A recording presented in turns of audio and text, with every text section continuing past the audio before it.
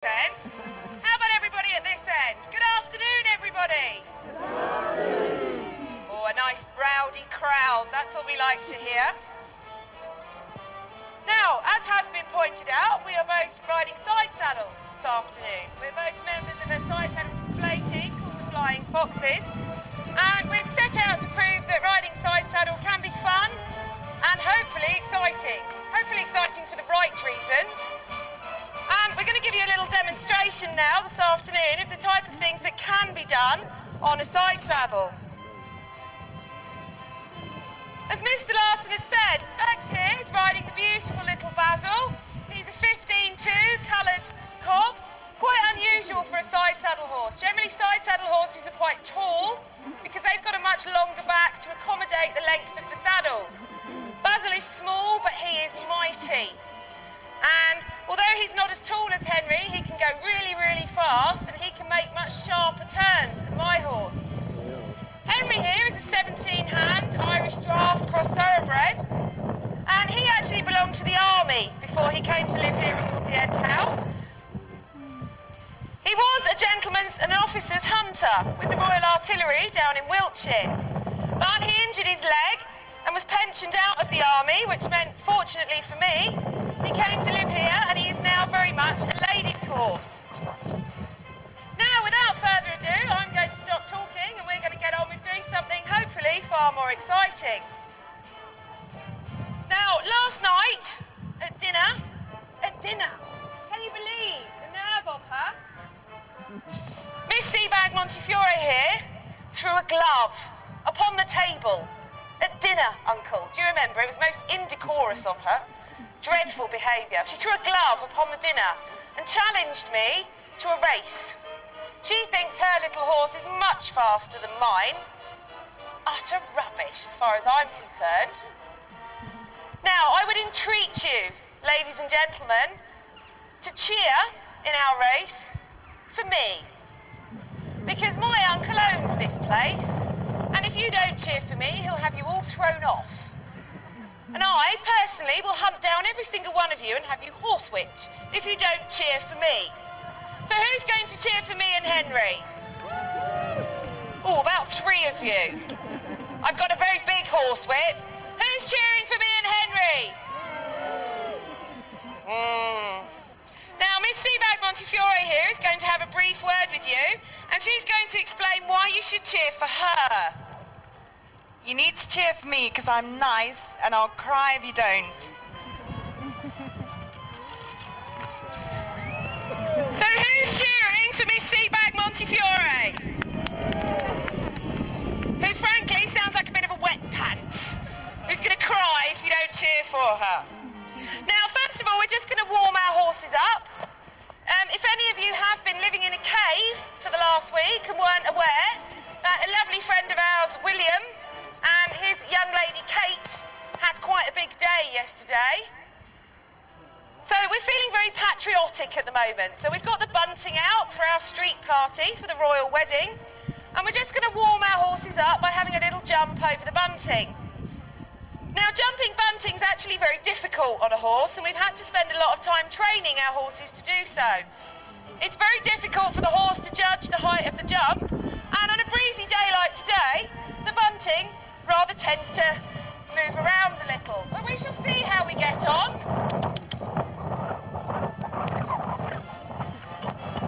Oh, beautifully popped there.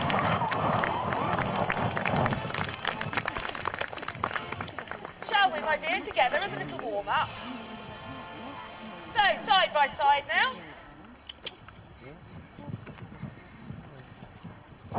Oh! Goodness me. Henry convinced there that that was a 5-bar gate, apparently. Now, my dear, are you ready to race? Marvellous. So, let me stand where the wind isn't blowing on me. In my living room, I suspect. The idea of the race today is we will both start from the end where Miss Seabag Montefiore is. We will gallop up over the bunting, around the gentleman at the end there, Mr. Lowe's. Thank you very much, Mr. Lowe's. Very brave of him. target while we both gallop at him on horseback. He's very good at dodging. Then, around Mr. Lowe's, we both come back down the middle of the arena, over the jump in the centre. Now, how many jumps are there in the centre of the arena? 1. How many of us are there? 2. So there may be a little bit of pushing and shoving as we both try to get over the jump at the same time. We then come down to the end here, collect a flag, come back up over the brush fence again, together, with a little jostling, I suspect, from that cheating horror, Miss Seabag Montefiore. And the first one to deliver their flag, again to the doughty Mr. Lowe's, will be the winner. So as a reminder, who's cheering for me? Who's cheering for me? I'm very scary, I suggest you cheer for me. Who's cheering for her? Right, I can see I've got a job on my hands here. So, without further ado,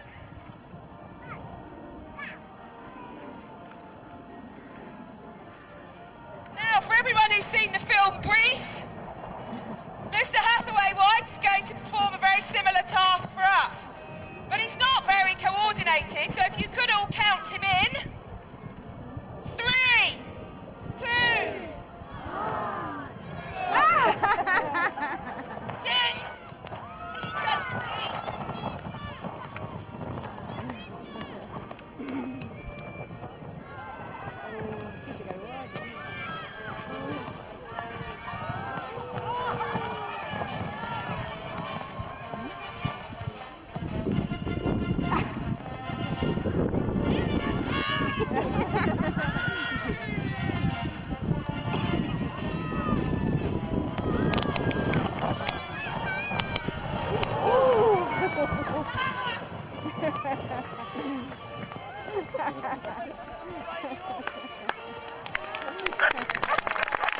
Who didn't cheer for me?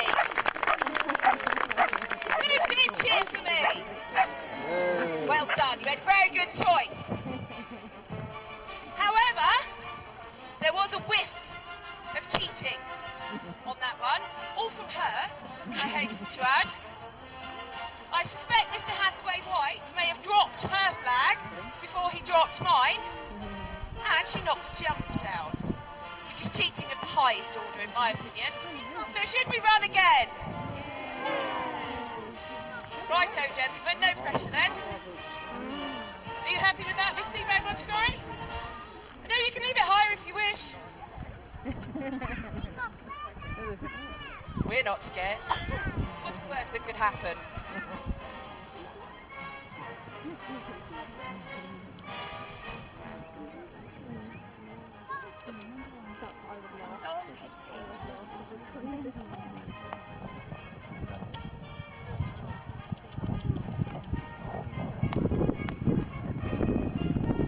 So we have a stiffer jump this time in the centre. That's approaching a good 3 foot, 3'3", which on a side saddle is quite a leap. But we shall see how we go. Hopefully Basil will get there first and demolish it before we get to it. That's my plan anyway.